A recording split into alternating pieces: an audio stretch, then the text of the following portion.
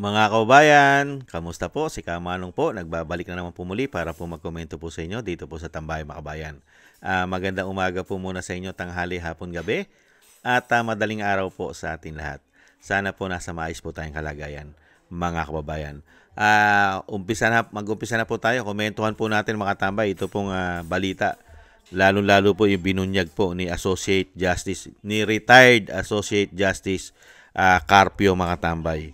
Ito po, na sinasabi po, ito pong si Recto, mga bayan, ito pong si Ralph Recto, ang dati pong secretary po ng Finance, ay mastermind daw po umano sa bilyon-bilyon na mga illegal na mga paglipat po ng pera ng taong bayan. At kasama na po dyan ang PhilHealth at ang PDIC, mga bayan. At marami pang iba. Pakinggan po natin ang balita, umpisahan na po natin at komentuhan po natin.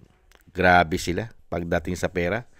Tatak po nila yan. Kapag tumaas po ang blood pressure, pinabulaanan ni dating Finance Secretary Ralph Recto ang akusasyong sangkot siya sa pagpopondo ng mga maanumalyang flood control project. Una nang sinabi ni retired Supreme Court Senior Associate Justice Antonio Carpio na iniutos ni Recto ang remittance ng bilyong-bilyong piso mula sa PhilHealth at Philippine Deposit Insurance Corporation o PDIC. Nasa 167 billion pesos umano ang dinivert na pondo sa Bureau of Treasury para sa unprogrammed appropriations. Sa On Point ng Bilyonaryo News Channel, sinabi ni Carpio na pasok ito sa plunder at technical malversation.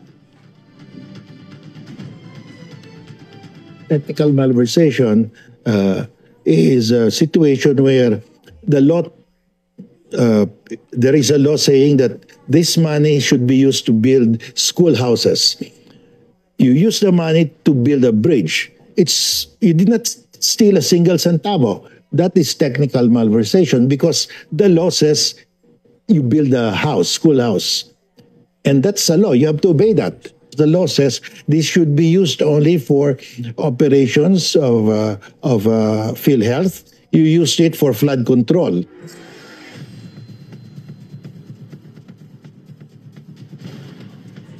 Hit din ni Carpio, walang excess funds ang PhilHealth at tanging ang Pangulo lang ang maaaring maglipat ng savings ng mga ahensya.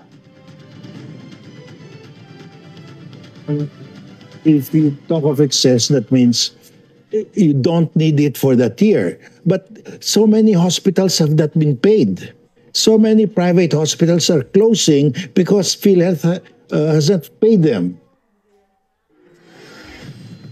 Pero ayon sa dating Finance Chief at ngayon Executive Secretary, walang kinalaman ng DOF sa flood control projects. DPWH daw ang may accountability sa mga proyekto. Ang papel-anya ng DOF ay pataasin ang national revenue at bantayan ang mga utang at deficit ng gobyerno. Pinabulaanan ni dating Finance Secretary Ralph Recto. Saan po napunta yung pera? Saan nyo po dinala yon? Recto, saan mo dinala? Yung sinasabi po ni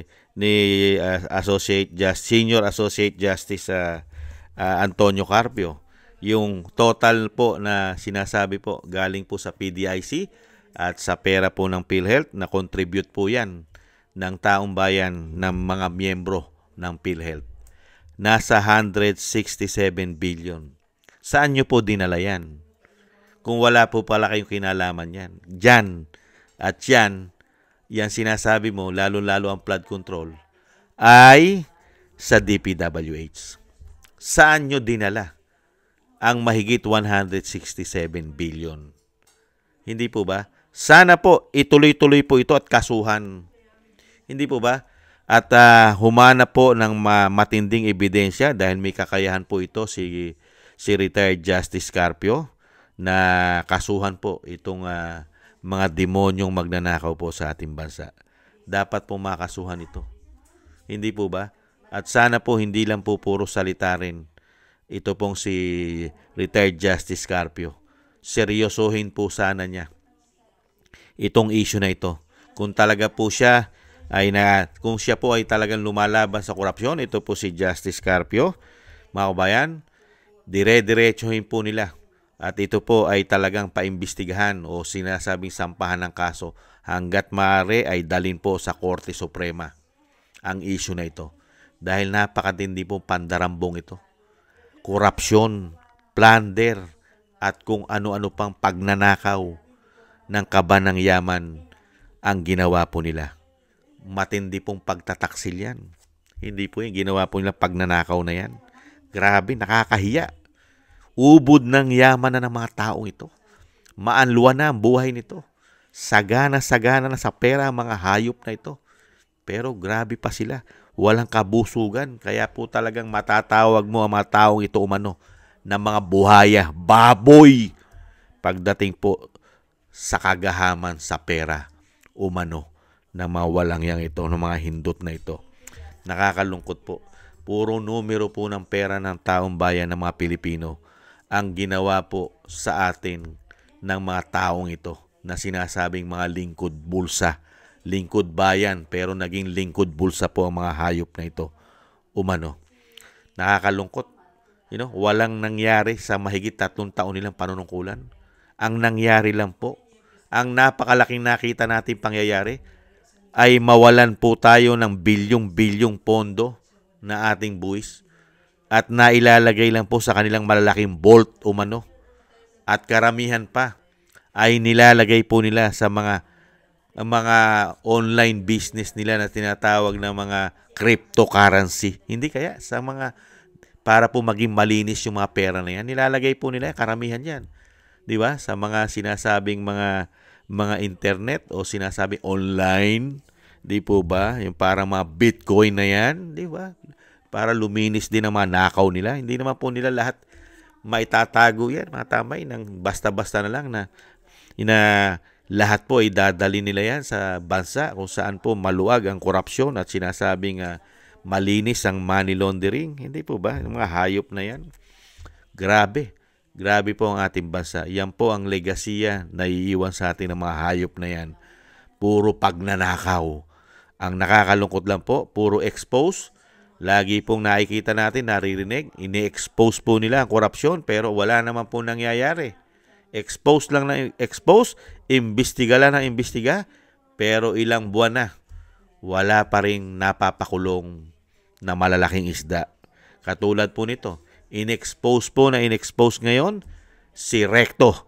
Ngayon po siya po ang bagong executive secretary po, mga kabayan.